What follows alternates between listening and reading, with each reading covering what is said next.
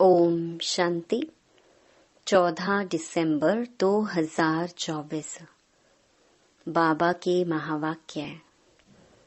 मीठे बच्चे, तुम्हारे पास मन मना भव और मध्याजी भव के तीक्ष्ण बाण हैं। इन्हीं बाणों से तुम माया पर विजय प्राप्त कर सकते हो। प्रश्न: बच्चों को बाप की मदद किस आधार पर मिलती है? बच्चे बाप की शुक्रिया किस रूप से मानते हैं? उत्तर: जो बच्चे जितना बाप को प्यार से याद करते, उतना बाप की मदद मिलती है। प्यार से बातें करो, अपना कनेक्शन ठीक रखो। श्रीमत पर चलते रहो तो बाप मदद करता रहेगा। बच्चे बाप की शुक्रिया मानते, बाबा आप परम धाम से आकर हमें पतित से पावन बनाते हो। आपसे हमें कितना सुख मिलता है। प्यार में आंसू भी आ जाते हैं। ओम शांति। बच्चों को सबसे प्रिय हैं माँ और बाप, और माँ बाप को फिर बच्चे हैं बहुत प्रिय।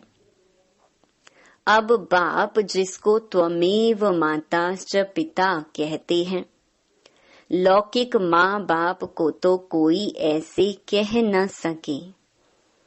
यह महिमा है जरूर, परंतु किसकी है यह कोई जानते नहीं। अगर जाने तो वहां चला जाए और बहुतों को ले जाए। परंतु ड्रामा की भावी ही ऐसी है। जब ड्रामा पूरा होता है तब ही आते हैं। आगे मूवी नाटक होते थे। जब नाटक पूरा होता था तो सभी एक्टर्स स्टेज पर खड़े हो जाते थे। यह भी बेहद का बड़ा नाटक है। यह भी सारा बच्चों की बुद्धि में आना चाहिए। सतयुग, त्रेता, द्वापर, कलयुग, यह सारी सृष्टि का चक्र है। ऐसे नहीं मूल वतन सूक्ष्म वतन में चक्कर फिरता है। सृष्टि का चक्कर यहाँ ही फिरता है। गाया भी जाता है एक ओमकार सतनाम। यह महिमा किसकी है? भल ग्रंथ में भी सिख लोग महिमा करते हैं। गुरु नानक वाच अब एक ओमकार, यह तो उस एक निराकार परमात्मा की ही महिमा है। परंतु यह लोग परमात्मा की महिमा को भूल गुरु नानक की महिमा करने लगते हैं। सतगुरु भी नानक को समझ लेते हैं। वास्तव में सृष्टि भर में महिमा जो भी है उस एक की ही है और कोई की महिमा है नहीं। अभी देखो, ब्रह्मा में अगर बाबा की प्रवेशता नहीं होती तो यह कौड़ी तुल्य है। अभी तुम कौड़ी तुल्य से हीरे तुल्य बनते हो परम पिता परमात्मा द्वारा। अब है पतित दुनिया, ब्रह्मा की रात्रि। पतित दुनिया में जब बाप आते हैं और जो उनको पहचान लेते हैं वह उन पर कुर्बान जाते हैं। आज की दुनिया में तो बच्चे भी धुंधकारी बन पड़ते हैं। देवताएं कितने अच्छे थे, अभी वह पुनर्जन्म लेते लेते तमो प्रधान बन गए हैं। सन्यासी भी पहले बहुत अच्छे थे, पवित्र थे, भारत को मदद देते थे। भारत में अगर पवित्रता ना हो तो काम चिता पर जल जाए। सतयुग में काम कटारी होती नहीं। इस कलयुग में सब काम चिता के कांटों पर बैठे हुए हैं। सतयुग में तो ऐसे नहीं कहेंगे, वहां यह पॉइजन होता नहीं। कहते हैं ना, अमृत छोड़ विष काहे को खाए। विकारी को ही पतित कहा जाता है। आजकल मनुष्य तो देखो 10-12 बच्चे पैदा करते रहते हैं, कोई कायदा ही नहीं रहा है। सतयुग में जब बच्चा पैदा होता है तो पहले से ही साक्षात्कार होता है। शरीर छोड़ने के पहले भी साक्षात्कार होता है कि हम यह शरीर छोड़ जाकर बच्चा बनूंगा। और एक बच्चा ही होता है, जास्ती नहीं। लौ मुजीब चलता है। वृद्धि तो होनी है जरूर, परंतु वहां विकार होता नहीं। बहुत पूछते हैं, तब वहां पैदाइश कैसे होती है? बोलना चाहिए, वहां योग बल से सब काम होता है। योग बल से ही हम सृष्टि की राजाई लेते हैं, बाहुबल से सृष्टि की राजाई नहीं मिल सकती है। बाबा ने समझाया है, अगर क्रिश्चियन लोग आपस में मिल जाएं तो सारी सृष्टि का राज्य ले सकते हैं, परंतु आपस में मिलेंगे नहीं। लॉ नहीं कहता। इसलिए 2 बिल्ले आपस में लड़ते हैं तो माखन तुम बच्चों को मिल जाता है। श्री कृष्ण के मुख में माखन दिखाया है, यह सृष्टि रूपी माखन है। बेहद का बाप कहते हैं, यह योगबल की लड़ाई शास्त्रों में गाई हुई है, बाहुबल की नहीं। उन्होंने फिर हिंसक लड़ाई शास्त्रों में दिखा दी है, उनसे अपना कोई संबंध नहीं है। पांडवों कौरवों की लड़ाई है नहीं। यह अनेक धर्म 5000 वर्ष पहले भी थे, जो आपस में लड़कर विनाश हुए। पांडवों ने देवी देवता धर्म की स्थापना की। यह है योग बल, जिससे सृष्टि का राज्य मिलता है। माया जीत जगत जीत बनते हैं। सतयुग में माया रावण होता नहीं, वहां थोड़े ही रावण का बुत बनाकर जलाएंगे। बुत चित्र कैसे कैसे बनाते हैं, ऐसा कोई दैत्य व असुर होता नहीं। यह भी नहीं समझते 5 विकार स्त्री के हैं और 5 विकार पुरुष के हैं। उनको मिलाकर 10 शीश वाला रावण बना देते हैं। जैसे विष्णु को भी 4 भुजाएं देते हैं। मनुष्य तो यह कॉमन बात भी समझते नहीं है। बड़ा रावण बनाकर जलाते हैं। मोस्ट बिलवेड बच्चों को अभी बेहद का बाप समझाते हैं। बाप को बच्चे हमेशा नंबरवार प्यारे होते हैं। कोई तो मोस्ट बिलवेड भी है तो कोई कम प्यारे भी हैं। जितना सिकिलधा बच्चा होगा उतना जास्ती लव होगा। यहाँ भी जो सर्विस पर तत्पर रहते हैं, रहमदिल रहते हैं, वह प्यारे लगते हैं। भक्ति मार्ग में रहम मांगते हैं ना, खुदा रहम करो, मर्सी ऑन मी। परंतु ड्रामा को कोई जानते नहीं है। जब बहुत तमो प्रधान बन जाते हैं तब ही बाबा का प्रोग्राम है आने का। ऐसे नहीं ईश्वर जो चाहे कर सकते हैं या जब चाहे तब आ सकते हैं। अगर ऐसी शक्ति होती तो फिर इतनी गाली क्यों मिले, वनवास क्यों मिले? यह बातें बड़ी गुप्त हैं। श्री कृष्ण को तो गाली मिल न सकी। कहते हैं भगवान यह नहीं कर सकता, परंतु विनाश तो होना ही है, फिर बचाने की तो बात ही नहीं। सभी को वापस ले जाना है, स्थापना विनाश कराते हैं तो जरूर भगवान होगा ना। परम पिता परमात्मा स्थापना करते हैं किसकी? मुख्य बात तुम पूछो ही, यह कि गीता का भगवान कौन। सारी दुनिया इसमें मूंझी हुई है। उन्होंने तो मनुष्य का नाम डाल दिया है। आदि सनातन देवी देवता धर्म की स्थापना तो भगवान बिगर कोई कर नहीं सकता। फिर तुम कैसे कहते हो श्री कृष्ण गीता का भगवान है? विनाश और स्थापना कराना किसका काम है? गीता के भगवान को भूल गीता को ही खंडन कर दिया है। यह बड़े ते बड़ी भूल है। दूसरा, फिर जगन्नाथपुरी में देवताओं के बड़े गंदे चित्र बनाए हैं। गवर्नमेंट की मना है गंदे चित्र रखने की, तो इस पर समझाना चाहिए।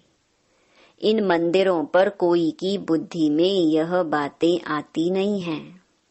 यह बातें बाप ही बैठ समझाते हैं। देखो, बच्चियां कितना प्रतिज्ञा पत्र भी लिखती हैं, खून से भी लिखती।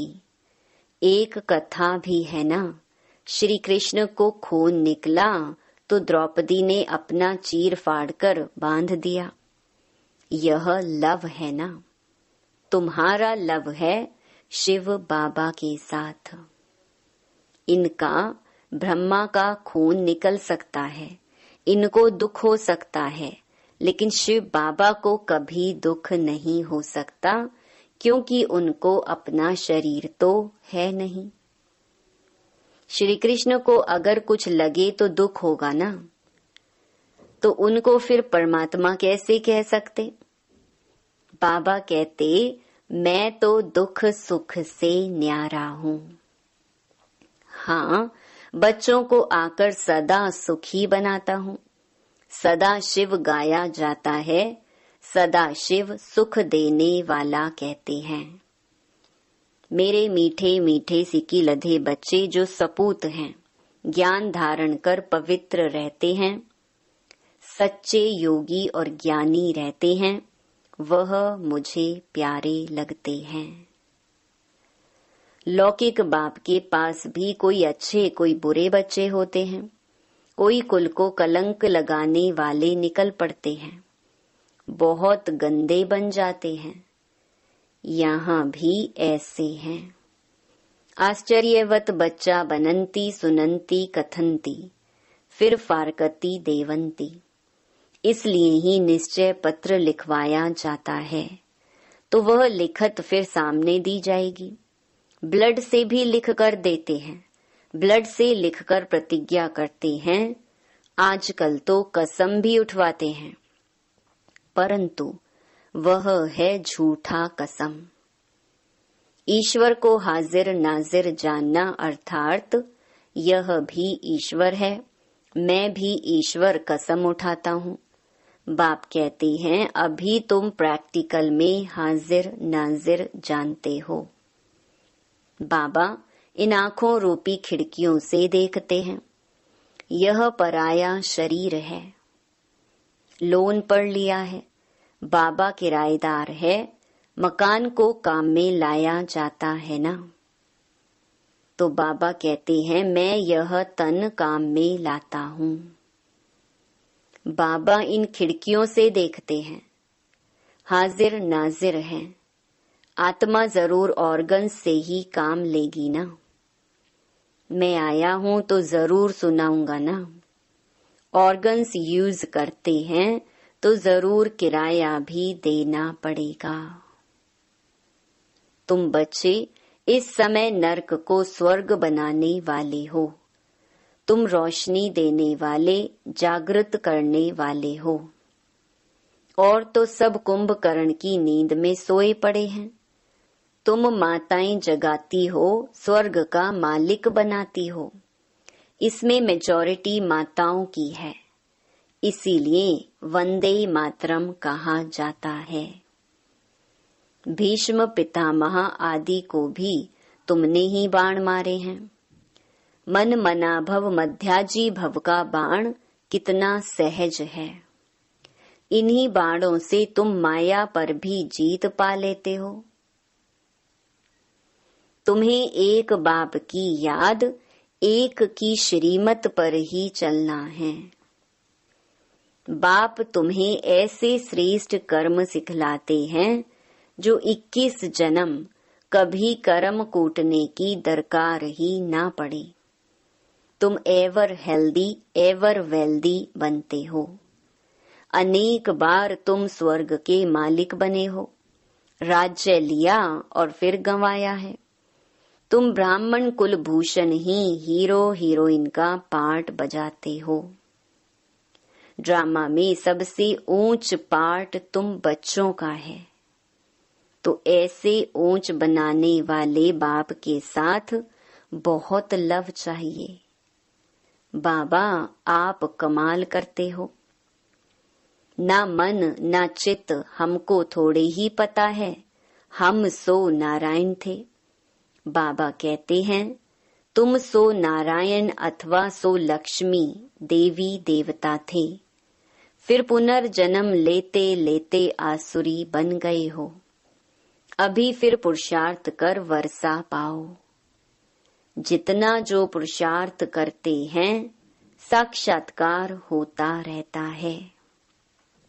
राजयोग एक बाप ने ही सिखलाया था। सच्चा सच्चा सहज राजयोग तो तुम अभी सिखला सकते हो। तुम्हारा फर्ज है बाप का परिचय सबको देना। सभी निधन के बन पड़े हैं।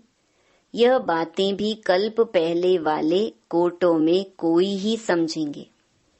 बाबा ने समझाया है, सारी दुनिया में महान मूर्ख देखना हो तो यहाँ देखो। बाप जिनसे 21 जन्म का वर्षा मिलता, उनको भी फारकती दे देते हैं। यह भी ड्रामा में नूंद है। अभी तुम स्वयं ईश्वर की औलाद हो, फिर देवता, क्षत्रिय, वैश्य, शूद्र की औलाद बनेंगे। अभी आसुरी औलाद से ईश्वरीय संतान बने हो। बाप परम धाम से आकर पतित से पावन बनाते हैं तो कितना शुक्रिया मानना चाहिए। भक्ति मार्ग में भी शुक्रिया करते रहते हैं, दुख में थोड़े ही शुक्रिया मानेंगे। अभी तुमको कितना सुख मिलता है तो बहुत लव होना चाहिए। हम बाप से प्यार से बातें करेंगे तो क्यों नहीं सुनेंगे। कनेक्शन है ना। रात को उठकर बाबा से बातें करनी चाहिए। बाबा अपना अनुभव बतलाते रहते हैं। मैं बहुत याद करता हूँ। बाबा की याद में आंसू भी आ जाते हैं। हम क्या थे, बाबा ने क्या बना दिया है। तत्त्वम। तुम भी वह बनते हो। योग में रहने वालों को बाबा मदद भी देते हैं। आपे ही आंख खुल जाएगी, खटिया हिल जाएगी। बाबा बहुतों को उठाते हैं। बेहद का बाप कितना रहम करते हैं। तुम यहाँ क्यों आए हो? कहते हो बाबा भविष्य में श्री नारायण को वरने की शिक्षा पाने आए हैं, अथवा लक्ष्मी को वरने लिए यह इम्तिहान पास कर रहे हो। कितना वंडरफुल स्कूल है, कितनी वंडरफुल बातें हैं। बड़े ते बड़ी यूनिवर्सिटी है, परंतु गॉडली यूनिवर्सिटी नाम रखने नहीं देते हैं। एक दिन जरूर मानेंगे, आते रहेंगे, कहेंगे बरोबर कितनी बड़ी यूनिवर्सिटी है। बाबा तो अपने नैनों पर बिठाकर तुमको पढ़ाते हैं, कहते हैं तुमको स्वर्ग में पहुंचा देंगे। तो ऐसे बाबा से कितनी बातें करनी चाहिए। फिर बाबा बहुत मदद करेंगे। जिनके गले घुटे हुए हैं उनका ताला खोल देंगे। रात को याद करने से बहुत मजा आएगा। बाबा अपना अनुभव बतलाते हैं, मैं कैसी बातें करता हूँ। अमृत वेले बाप बच्चों को समझाते हैं, खबरदार रहना, कुल को कलंकित नहीं करना। 5 विकार दान में दे, फिर वापस नहीं लेना। अच्छा, मीठे मीठे सिक्के लधे बच्चों प्रति माता पिता बाप दादा का याद प्यार और गुड मॉर्निंग। रूहानी बाप की रूहानी बच्चों को नमस्ते। धारणा के लिए मुख्य सार। पहला, बाप का प्रिय बनने के लिए रहमदिल बन सर्विस पर तत्पर रहना है। सपूत आज्ञाकारी बन सच्चा योगी व ज्ञानी बनना है। दूसरा, अमृत वेले उठ बाप से बहुत मीठी मीठी बातें करना है, बाप का शुक्रिया मानना है।